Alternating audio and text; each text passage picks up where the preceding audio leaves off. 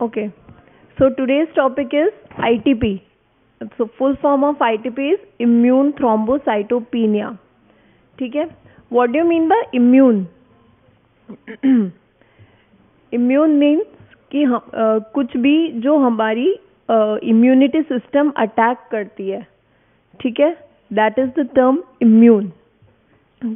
कुछ होते हैं, अच्छा, हमारी बॉडी जो होती है उसमें इम्यून सिस्टम किसको अटैक करता है? कोई फॉरेन एंटीजन को अटैक करता है. बट अगर बॉडी के सेल्फ एंटीजन को ही, सेल्स को ही अगर वो अटैक करने लगे तो that is known as auto immunity. ठीक है, यू पीपल नो दैट.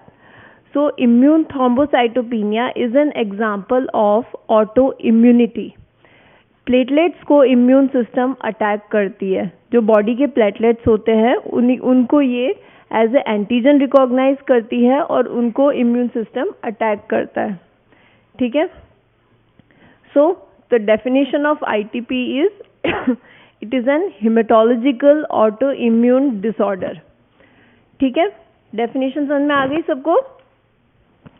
अब इससे क्या होता है, जो प्लेटलेट्स होते हैं बॉडी में वो या तो बनते ही नहीं है, और अगर बनते हैं तो डिस्ट्रॉय हो जाते हैं बहुत जल्दी. ठीक है. तो क्योंकि प्लेटलेट्स रिड्यूस हो रहे हैं, प्लेटलेट्स का काम क्या होता है? ब्लड क्लॉट फॉर्मेशन करना. ठीक है. तो ब्लड क्लॉट फॉर्मेशन नहीं होगा तो ब्लीडिंग डिसऑर्डर्स होंगे. जो ब्लड वेसल्स डैमेज होती है उसमें से ब्लीड होता रहेगा. ठीक है. तो what is the complication of ITP? That is bleeding disorder. ठीक है, समझ में आ गया सबको? ये थोड़ी सी हिस्ट्री है.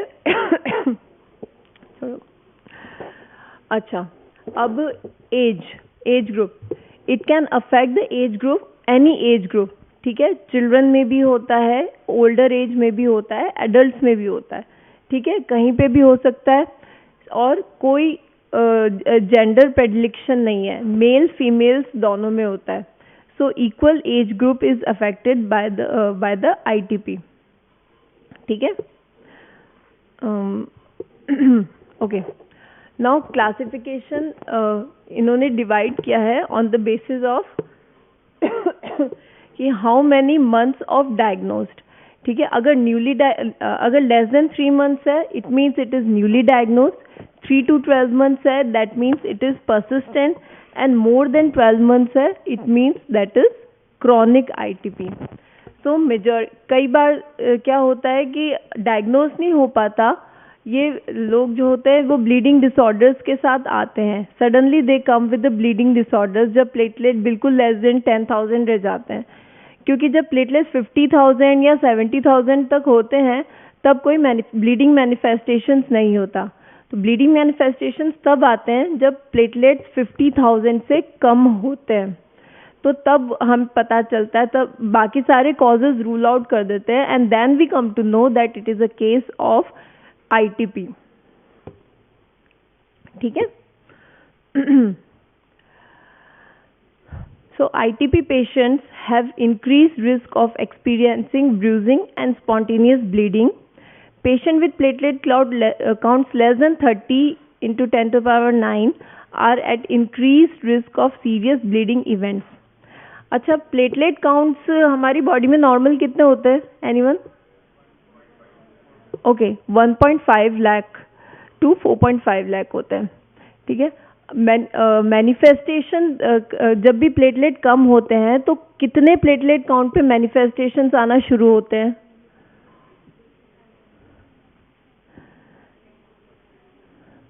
ठीक है. अच्छा, अच्छा, एक आपको एक जनरल आइडिया दे देती हूँ. 1.5 लाख नॉर्मल प्लेटलेट काउंट होते हैं. 1 लाख टू 1.5 लाख ये इस समय कोई मैनिफेस्टेशन नहीं होता.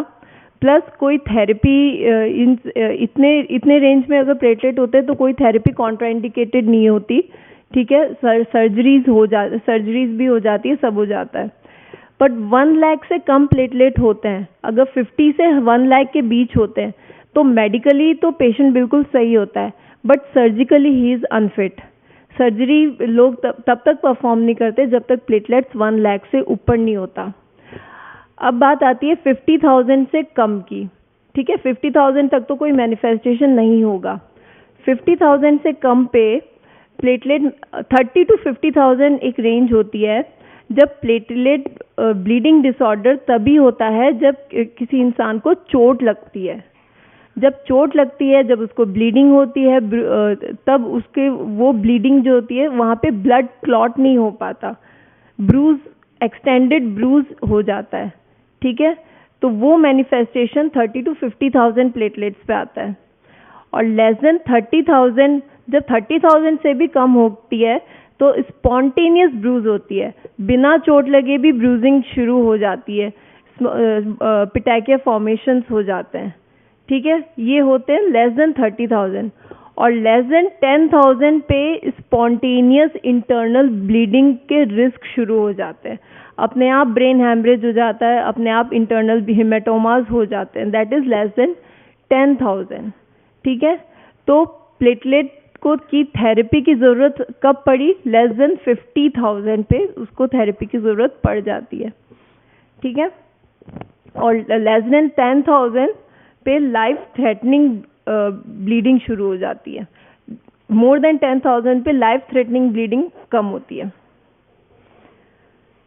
So here it is, more than 50,000 no symptom, 30 to 50,000 excessive bruising with minor trauma, 10 to 30,000 play spontaneous petechia or bruising, and less than 10,000 at risk of internal bleeding, ठीक है। So that's why platelet count की monitoring करना बहुत ज़रूरी होता है। अच्छा, ITP एक स्पॉन्टेनियस फिनोमिना होता है, ठीक है। और क्योंकि ये ऑटो इम्यून डिसऑर्डर होता है, इसका पता नहीं चलता कि ये कब शुरू हो जाए, ठीक है। You never know, at the age of 50 spontaneous एकदम से आईटीपी शुरू हो जाता है। बॉडी का जो ऑटो इम्यून सिस्टम है एकदम से अटैक करने लग जाता है बॉडी पे। So that's why it is very important कि पीरियोडिकली हेल्थ चेकअप्स कराते रहे, उसमें ऐसी चीज़ें पकड़ में आ जाती है, ठीक है। So this is age group. The trigger for the production of autoantibody against platelet is unknown, ठीक है, क्योंकि ये कभी भी हो जाता है, एडल्ट्स में भी हो जाता है, ओल्डर एज ग्रुप में भी हो जाता है। क्यों होता है अभी तक ये अननोन है, बस इतना पता है कि ये ऑटो एंटीबॉडीज है that is acting against the platelets और it is destroying the already formed platelets, ठीक है। कुल मिला के प्लेटलेट कम होता है। Okay, so reduced platelet lifespan due to antibody mediated destruction as well as impaired platelet production, ये इसकी पैथोफिजियोलॉजी है, बता दी है। अब ये किस टाइप की एंटीबॉडी होती है? This is IgG auto antibodies, it is produced by the B cells of patient and ये किसके अगेंस्ट होती है? अब प्लेटलेट तो पूरा एक स्ट्रक्चर होता है, तो प्लेटलेट की मेम्ब्रेन पे एक ग्लाइकोप्रोटीन होता है 2B3A, उसको ये अटैक करती है। और 2B3A जो ग्लाइकोप्रोटीन होता है, that protein is responsible for platelet aggregation adhesion, that is responsible for the blood formation of blood clot, ठीक है। तो ये 4 चीज़ें याद कर लो इसमें पैथोफिजियोलॉजी में। Auto antibodies against platelet, IgG type of autoantibody produced by B cells directed against the glycoprotein 2B3A, ठीक है। और ये मेम्ब्रेन ग्लाइकोप्रोटीन्स होते हैं, ठीक है। और इनिशिएटिंग इवेंट्स वैसे अननोन है, पैथोफिजियोलॉजी इज अननोन कि क्यों स्टार्ट हुआ, बट ये कहा जाता है कि वायरल इन्फेक्शन या कोई सिस्टेमिक इन्फेक्शन या मैलिग्नेंसीज, ये इनिशिएटिंग इवेंट्स होते हैं। So this is the diagrammatic representation. So the left half is the production of platelets. ये जो बड़ा सा सेल है ये मेगाकैरियोसाइट्स है जो कि बोन मैरो में है, that is responsible for the production of platelets. अब एंटीबॉडीज आती है, प्लेटलेट बन गई, एंटीबॉडीज आई, उसके ऊपर प्लेटलेट के ऊपर एंटीजन एंटीबॉडी रिएक्शन हुआ और फिर ये सब जाके एंटीजन एंटीबॉडी को फैगोसाइट मैक्रोफेज ने खा लिया, तो this results in the destruction of platelets. ठीक है। अच्छा, अब ये जो मैक्रोफेज फैगोसाइटोसिस होती है, ये कहाँ पे होती है? ये जो डिस्ट्रक्शन होता है प्लेटलेट का, ये कहाँ पे होता है?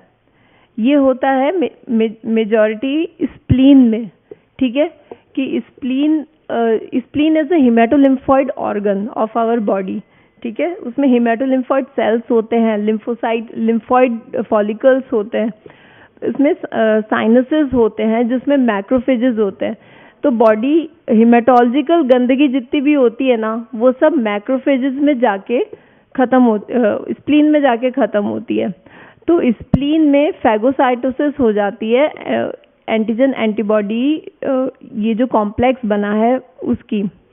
दैट्स वाई आईटीपी पेशेंट जिनका स्टेरॉइड से कोई फर्क नहीं पड़ता, उनकी ये लोग स्प्लीनेक्टमी कर देते हैं। ठीक है, क्योंकि स्प्लीनेक्टमी हो जाएगी तो फिर वो फैगोसाइटोसिस नहीं होएगी, प्लेटलेट्स अपना घूमती रहेगी, भले ही वो एंटीजन एंटीबॉडी के साथ घूम रही हो, बट वो बॉडी में घूमती रहती है। ठीक है।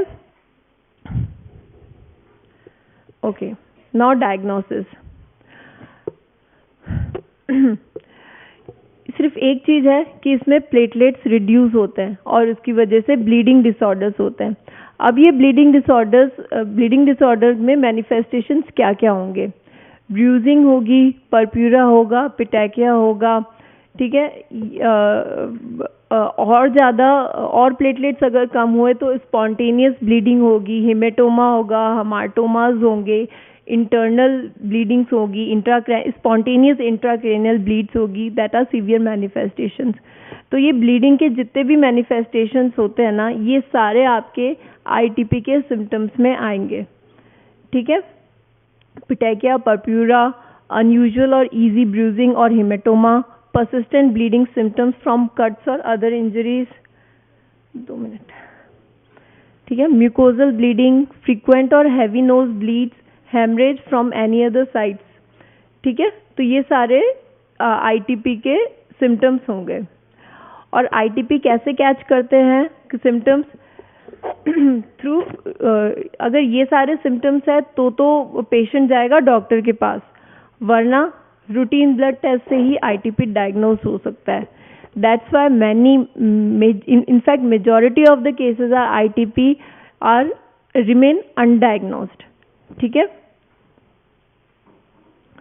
so these are the pictorial pictures। okay, how is it diagnosed? Patient आया सिम्टम्स के साथ, ठीक है, प्लेटलेट्स कम है उसके, 30,000 ही है। ठीक है, अब क्या करते हैं? सबसे पहले रूल आउट करेंगे। ITP is an diagnosis of exclusion. Clinician सिर्फ एक काम करता है, वो सारी चीज़ें रूल आउट कर देता है कि कहीं इसको कोई और हीमेटोलॉजिकल मैलिग्नेंसी तो नहीं है, कहीं इसको कोई और ऑटोइम्यून डिसऑर्डर तो नहीं है, कहीं ये कोई ड्रग तो नहीं ले रहा, कहीं इसको कोई वायरल इन्फेक्शन या कोई दूसरा इन्फेक्शन तो नहीं है जिस वजह से प्लेटलेट्स डाउन हो रही है। ठीक है, तो ये सारे कॉजेज रूल आउट करने के बाद ही डायग्नोसिस बनती है आईटीपी की। ठीक है, so this is the diagnosis of exclusion. ठीक है, okay, these are the secondary causes of ITP. ठीक है, सेकेंडरी कॉजेज ऑफ आईटीपी मतलब कि कोई दूसरी बीमारी हुई है because of some other infection और सम अदर डिजीज की वजह से प्लेटलेट्स रिड्यूस हो रहे हैं। सो देर आर मैनी कॉजेज।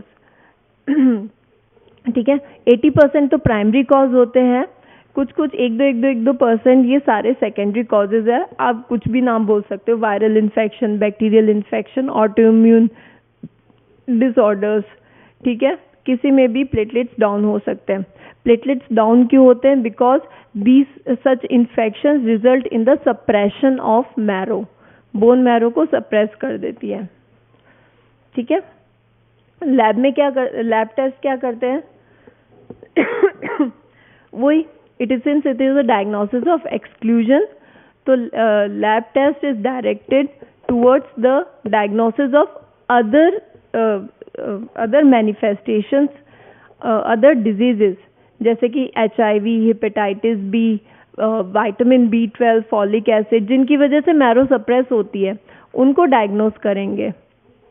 ठीक है, anti platelet antibody, thyroid function test, bone marrow examination. ठीक है, बोन मैरो करना ज़रूरी नहीं है, ऐसा ITP के लिए डायग्नोसिस बोन मैरो से नहीं बनती। बोन मैरो क्यों करते हैं? To exclude any other causes of platelet reduction. ठीक है, तो इसीलिए बोन मैरो करते हैं। Prognosis person to person vary करती है। अगर ITP के पेशेंट को ट्रीटमेंट क्या देते हैं? ITP के पेशेंट को स्टेरॉइड्स देते हैं ट्रीटमेंट में। अगर वो स्टेरॉइड्स को रेस्पॉन्ड कर गया तो उसके प्लेटलेट्स बढ़ जाते हैं, but many a times steroid resistant होते हैं पेशेंट्स, तो उस वजह तो उनकी प्रोग्नोसिस अच्छी नहीं रहती। ठीक है, या फिर अगर पेशेंट बहुत ज़्यादा ब्लीड कर चुका है, ऑलरेडी इंट्राक्रेनियल ब्लीड हो चुकी है या इंट्रा एब्डोमिनल ब्लीड हो चुकी है बहुत ज़्यादा, तो फिर उसकी प्रोग्नोसिस अच्छी नहीं रहती, क्योंकि फिर उसके सेकेंडरी सिम्टम्स आने लग जाते हैं, कंप्रेशन सिम्टम्स आने लग जाते हैं। ठीक है, मैनेजिंग पेशेंट, सिर्फ एक ट्रीटमेंट होता है इसका, वो होता है स्टेरॉइड थेरेपी या फिर IV इम्यूनोग्लोबुलिन्स, जो कि जो एंटीबॉडीज होती है उसको चेक करता है। ठीक है, तो पेशेंट जिनको 50,000 से ज़्यादा प्लेटलेट्स है उनको ट्रीटमेंट की ज़रूरत भी नहीं पड़ती है। ट्रीटमेंट की ज़रूरत उनको पड़ती है जिनके 50,000 से कम प्लेटलेट्स है या फिर जो सिम्टोमेटिक है। ठीक है, so more than 50 no treatment, 30 to 50 prednisolone मिलता है उनको। ठीक है, लेस देन 30 भी प्रेडनिसोलोन मिलता है, बस डोज का डिफरेंस होता है, या फिर IVIG इंट्रावीनस इम्यूनोग्लोबुलिन्स। और अगर बहुत ज़्यादा कम है, 3-4 हज़ार ही प्लेटलेट्स है, तो उनको इमीडिएट प्लेटलेट ट्रांसफ्यूजन ये टेम्परेरी थेरेपी होती है। Platelet transfusion is a temporary therapy, वो हमेशा के लिए प्लेटलेट नहीं रहते। ठीक है, तो ट्रीटमेंट क्या हुआ इसका? स्टेरॉइड्स, प्रेडनिसोलोन और IVIG इंट्रावीनस इम्यूनोग्लोबुलिन। ठीक है, तो ये ट्रीटमेंट पार्ट है, not much. Okay, that's all. ठीक है, तो ITP में क्या क्या चीज़ें याद रखोगे? सबसे पहले तो ITP का full form, that is immune thrombocytopenia. ठीक है, देन सेकेंड पॉइंट इसकी पैथोफिजियोलॉजी, दैट इज क्या होती है pathophysiology? Yes, it is an auto immune disorder. ठीक है, डायरेक्टेड अगेंस्ट प्लेटलेट्स। प्लेटलेट के कौन से पार्ट पे डायरेक्ट करता है? Membrane glycoprotein, yes very good. और उस ग्लाइकोप्रोटीन का नाम 2B3A। ठीक है, glycoprotein 2B3A, that is a membrane glycoprotein. और कौन सी एंटीबॉडी एक्ट करती है? IgG, very good. Sorry. Okay, diagnosis कैसे होती है इसकी? Yes, very good, it is a diagnosis of exclusion. ठीक है, और कितने प्लेटलेट्स पे सिम्टम्स आते हैं?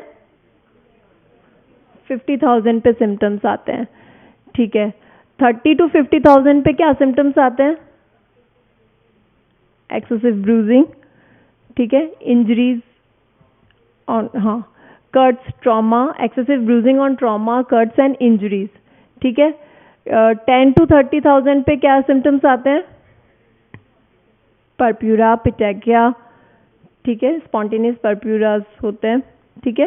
देन लेस देन 10,000 पे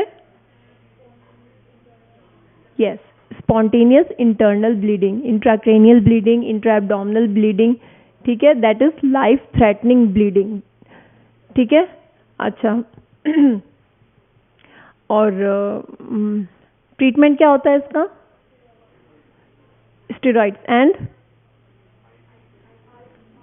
intravenous immunoglobulins, yes these all are the key points of ITP, ठीक है। बाकी कहानी तो इसके आसपास की तुम लिख ही लोगे, ठीक है।